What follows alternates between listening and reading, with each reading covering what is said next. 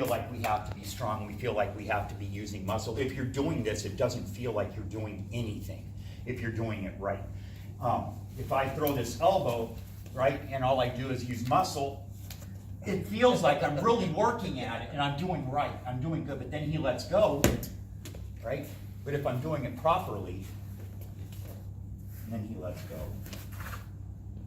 nothing happens. It doesn't feel like I'm working, and that's the big thing. Bones don't suck oxygen as bad as muscles. Muscles suck a lot. And we train to reward ourselves for the work, right? You came to the martial arts school to work. Incorrect. You came to the martial arts school to learn how to be more efficient, and we have to reward ourselves for efficient motion. And so if you feel like you're not doing anything, but you're getting good results, you're doing it right.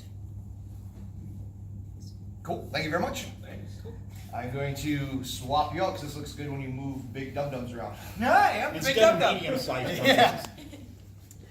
So, Randy is a big, strong, dumb animal. I don't want him to be able to access all of his strength if he's using that strength to hurt me. So we're just going to do is we're going to work our way down the skeleton on how to manipulate a skeleton. These aren't in any priority of, oh, this one works way better than that one, or this one's my favorite. It's easy to start at the top of the page and read down. So we're going to start at the head and work our way across. I'm going to move you one way this way. Let's go right to the chin, mostly because there's things higher than the chin that work really well for getting a lever point and accessing to the whole skeleton.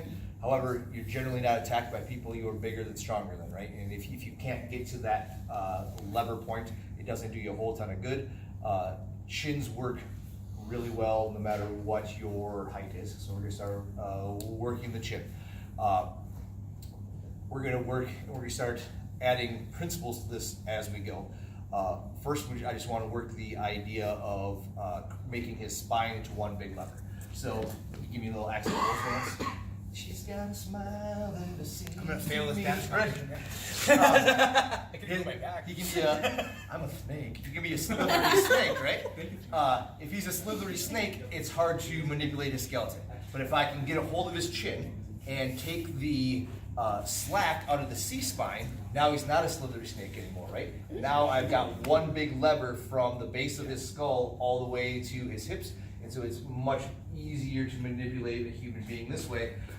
I don't know if you can hear it, there's a weird snort grunt noise. That's not fun. And as strong and physical as Randy is, he can't access any of that strength here, right? So we can have much more, we can start de-escalating and have conflict communications here, as opposed to he's literally a slightly smaller Kodiak bear. I don't want you to play here. So if I can take away his ability to access his strength, then my lesser strength becomes higher, right? It's like your Dragon Ball Z monitor. So Randy's ticklish too, right? I forget. Randy's ticklish too, right? I forget. I'll straight up poop. So get Tammy in here if you want to see poop. So, with your partner, this is how I'd like. There's progressions I'd like you to work from different positions.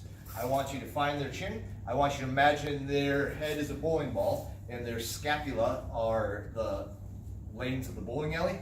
And I want you to roll that bowling ball down the alley. And change jobs. Make a partner you haven't played with in a while. Work on this, please.